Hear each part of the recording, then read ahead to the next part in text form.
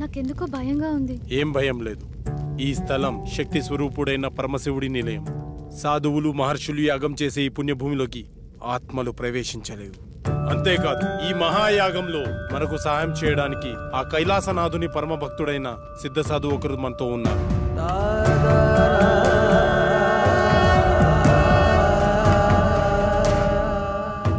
గురుగారికి నమస్కారం.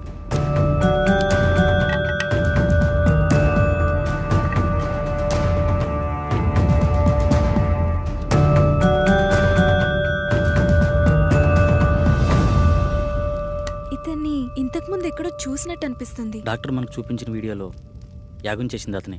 ఇదే మీ చివరి యాగం, అంతర్గ్రహ యానం. ఏకాగ్రతతో మనసుపైనే దృష్టి ఉంచండి. ఈ యాగంలో ఆత్మ తన శరీరాన్ని విడిచి ఆత్మలు సంచరించే లోకానికి వెళ్తుంది. వాటికంటూ ప్రత్యేకమైన లోకం ఉంటుందా? ఉంటుంది అనడానికి చిన్న ఉదాహరణ చెబుతాను. ఒక చోట ఒక శవం ఉంది అనుకోండి. పక్కనే ఒక వ్యక్తి గాఢ నిద్రలో ఉన్నాడు. ఆ పక్కనే కోమాలో ఉన్న మరో వ్యక్తి పడి ఉన్నాడు. వాళ్ళ ముగ్గురులో తేడా ఏమిటి? ఇద్దరు ప్రాణంతో ఉన్నారు, ఒకరు లేరు. ఇప్పుడు వాళ్ళ మధ్యలోకి ఒక సర్పం వచ్చిందనుకోండి. అప్పుడు వాళ్ళు ఏం చేస్తారు? ఏమీ చేయరు. ఎందుకంటే ఆ సర్పం వచ్చిన సంగతి వాళ్ళకి తెలియదు కదా. అంటే శవానికి, గాఢ నిద్రలో ఉన్నవాడికి, కోమాలో ఉన్నవాడికి తేడా లేనట్టేనా? తేడా ఉంది. అదే ఆత్మ. ఆత్మ శరీరంలోంచి పూర్తిగా వెళ్ళిపోతే శరీరం శవమవుతుంది. కొద్దిసేపు మాత్రమే బయటికి పోతే శరీరం నిద్రపోతుంది. కొన్ని నెలలు బయటికి పోతే ఆ శరీరం కోమాలో ఉంటుంది. అలా బయటికి వెళ్ళిన ఆత్మలన్నీ కలిసే ప్రదేశమే ఆత్మలోకం. మీరెప్పుడైనా గమనించారా? మనం నిద్రపోయిన తర్వాత కలలో చనిపోయిన వాళ్ళని కలిసినట్టు, వాళ్లతో మాట్లాడినట్టు అనిపిస్తుంది. ఒక్కోసారి మనకి తెలియని మనుషులను కూడా కలిసినట్టు అనిపిస్తుంది. మెళుకు వచ్చాక వాళ్ళ మొహాలు కూడా మనకు గుర్తురావు. మళ్ళీ ఏదో ఒక సందర్భంలో ఒక కొత్త వ్యక్తిని చూసి ఇతన్ని ఇంతకు ముందెప్పుడో చూశామే అనిపిస్తుంది. కానీ నిజానికి మీరతన్నెప్పుడూ బయట ప్రపంచంలో చూసి ఉండరు. మీలాగే అతను నిద్రపోయినప్పుడు ఆత్మ ప్రపంచంలో కలిసి ఉంటారు. అందుకే ఇంతకు ముందెప్పుడో చూశామే అనిపిస్తుంది. కానీ ఇవన్నీ మన ప్రమేయం లేకుండానే జరిగిపోతాయి. అయితే ఇప్పుడు పూర్తి అవగాహనతో ఈ యాగం ద్వారా మీ ఆత్మలను ఆత్మలోకానికి పంపుతున్నాను. ఇది పూర్తయితే మీ అందరి సమస్యలు తీరిపోతాయి. దానివల్ల మా ప్రాబ్లమ్స్ ఎలా క్లియర్ అవుతాయి? మిమ్మల్ని ఏ ఆత్మలైతే బాధిస్తున్నాయో అవి ఖచ్చితంగా అక్కడే ఉంటాయి. మీరక్కడికి వెడతారు గనక మీ సమస్య ఏమిటో మీకు అర్థమవుతుంది. ఒక ముఖ్యమైన విషయం, అక్కడ ప్రపంచం చూసి భయపడకండి. ఒకరి చేతులు ఒకరు వదలొద్దు. ఒకవేళ విడిపోతే తిరిగి రావడం చాలా కష్టం. అక్కడ మీరెవరినైతే కలవాలనుకుంటున్నారో వాళ్ళనే తెలుసుకోండి. వాళ్ళే మీకు కనపడతారు. వెళ్ళేంతవరకు అర్థమైంది, మళ్ళీ తిరిగి రావడం. అందుకే అందరు కలిసి ఉండాలన్నది. తిరిగి రావడానికి నన్ను ఫాలో అయితే సరిపోతుంది. దీన్ని శరీరం మొత్తం అప్లై చేసుకోండి. ఎందుకు? అప్పట్లో శరీరాలను కాపాడుకోవడానికి తైలాలను వాడేవారు. కానీ ఈ జనరేషన్ గ్యాప్లో తైలాలు కాస్త కెమికల్ లిక్విడ్స్గా మారిపోయాయి. పదండి, రెడీ అవుతాం.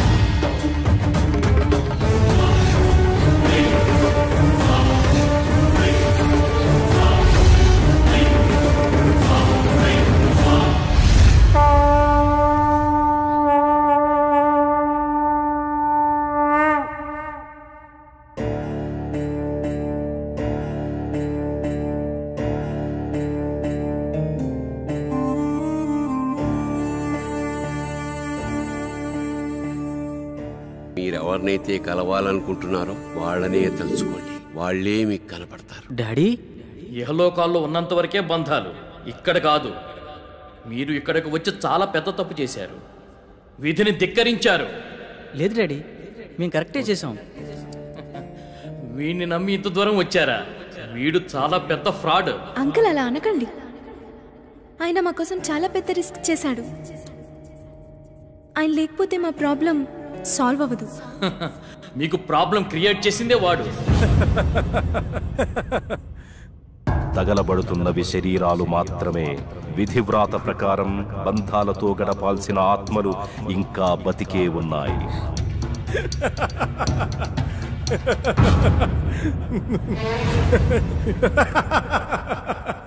మీ అందరికీ ప్రాబ్లం క్రియేట్ చేసింది నేనే. మీరు ఇక్కడికి వచ్చేలా ప్లాన్ చేసింది కూడా నేనే. మీకు ఇంకో విషయం చెప్పనా?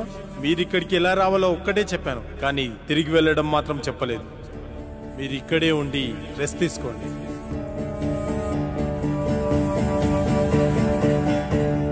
బాయ్.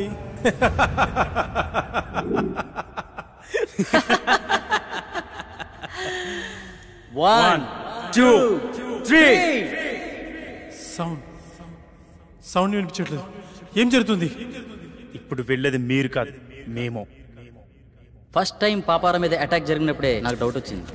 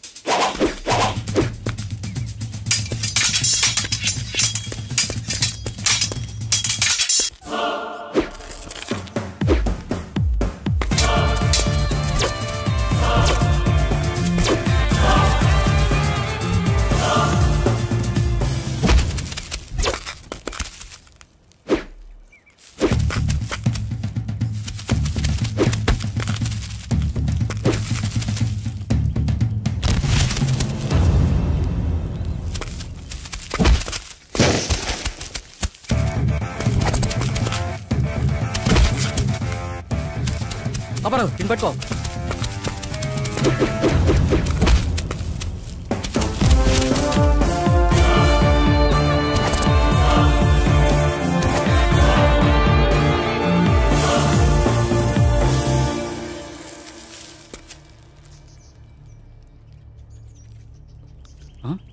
వీళ్ళని పంపించింది శాస్త్ర.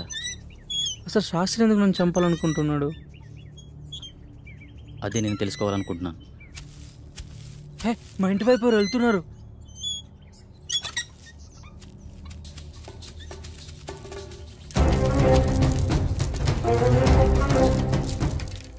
ఎవరు నువ్వు? ఏంటి తీసుకెళ్తున్నావు? తప్పు చేస్తున్నారు. బ్రతకాలం లేదా? బ్రతకడం కోసం చేస్తున్న ప్రయత్నమే ఇది. నువ్వు పూర్తి ఆయుష్కుడు అని ఇందులో రాస్తుంది. మరి దేనికోసం చేస్తున్నావు? అంటే నేను తొందరలో చనిపోతాననడం. శాస్త్రి నిన్ను చంపడానికి ట్రై చేస్తున్నాడంటే ఈ యాగం ద్వారా తను ఏదో ఆశిస్తున్నాడు. అలాంటప్పుడు ఈ యాగాన్ని మధ్యలో ఆపేయొచ్చు కదా. ఆగకూడదు. ఇప్పుడు మీరు యాగం చివరి దశలో ఉన్నారు. ఎవరో ఈ యాగం ద్వారా సృష్టికి విరుద్ధం కలిగిస్తున్నారు. చనిపోయిన వాళ్ళని బ్రతికించాలని చూస్తున్నారు. ఈ యాగాన్ని ప్రారంభించిన మీరే దీన్ని ముగించాలి. వాళ్ళని శిక్షించాలి. మా పూర్తి సహకారం మీకుంటుంది. శాస్త్రిని పట్టుకుని 4 పిక్తే వాడే నిజం చెప్తాడు కదా. లేదు, దీని వెనక ఎవరో ఉన్నారు. ప్రాణం తీయడానికి కూడా తెగించారంటే ప్రాణం పోయినా నిజం చెప్పరు. కాబట్టి నువ్వు బయటికి వెళ్ళి శాస్త్రి గురించి ఎంక్వైరీ చేయి. నేను ఇక్కడ ఉండి ఈ యాగాన్ని ఫినిష్ చేస్తాను. నీకు కావాల్సింది డబ్బేగా, నేనిస్తా. శుభం భూయాత్. అలా పాపారావు బయటికి వెళ్ళి చేసిన ఇన్వెస్టిగేషన్లో నీకు శాస్త్రికి సంబంధం ఉన్న విషయం తెలిసింది. అదే సమయంలో శాస్త్రిని ఉపయోగించి నా కళను క్రియేట్ చేసావు. సాఫ్ట్వేర్ వాళ్ళకి ఇయర్లీ ఇచ్చే కౌన్సిలింగ్ ద్వారా వాళ్ళకి ప్రాబ్లం క్రియేట్ చేసావు. స్వప్నకి నీ మనిషితోనే ప్రాబ్లం క్రియేట్ చేసావు. కానీ ఇదంతా ఎందుకు చేస్తున్నావో నాకు తెలియలేదు. నువ్వు చూపించిన వీడియోను అబ్జర్వ్ చేస్తే అర్థమైంది. ఆ యాగంలో ఉన్న 5 మందిలో నువ్వు ఒకడవని తెలుసుకున్నాను. ఆ యాగం చేసింది నీ తండ్రే. ఆఖరి నిమిషంలో తెలిసింది మీ నలుగురు మా రూపంలో ఉండే మీ ఫ్యామిలీ మెంబర్స్ అని. మీ ప్లాన్తో మీరొచ్చారు, మా ప్లాన్తో మేమొచ్చాం. ఇంతకుముందు మేము కౌంటింగ్ చేసినప్పుడు బయట ఏం జరిగిందో తెలుసా?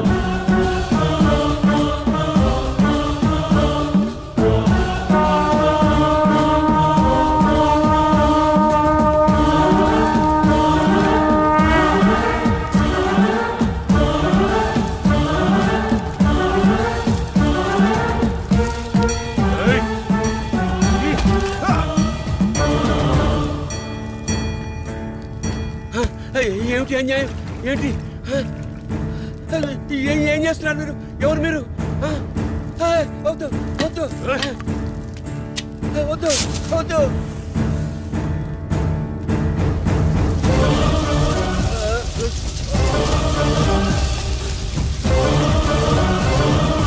ఇక్కడ వినిపిస్తున్న ఇన్ని సౌండ్స్లో మీ వాడిచ్చే సౌండ్స్ని బట్టి నువ్వు బయటికి వెళ్ళాలనుకున్నావు, మేము వాడిని కొట్టి మాకో సౌండ్ క్రియేట్ చేసుకున్నాం. అయినా నీ కోరిక మేము తీరుస్తున్నాం. అదే నీ ఫ్యామిలీ మెంబర్స్తో కలిసి ఉండడం. మళ్ళీ నువ్వు తిరిగి రావాలనుకున్నా రాలేవు. ఎందుకంటే అక్కడ నీ బాడీ తగలడిపోతుంది. నీ ఫ్యామిలీతో ఇక్కడే హ్యాపీగా పండగ చేసుకో. బాయ్.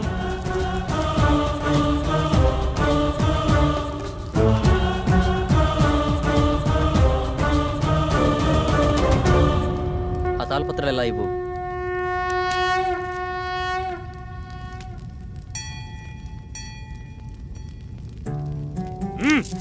ఎందుకు ఇలా చేస్తున్నావు? మళ్ళీ ఇలాంటి పనులు ఎవరూ చేయకూడదు. ఈ సృష్టికి కొన్ని నియమ నిబంధనలు ఉన్నాయి. వాటిని ధిక్కరించే ప్రయత్నం ఎవరూ చేయకూడదు. అంటే ఈ తాళపత్రాలు కూడా డాక్టర్ క్రియేట్ చేసినవేనా? కాదు, ఇవి మాత్రమే నిజం.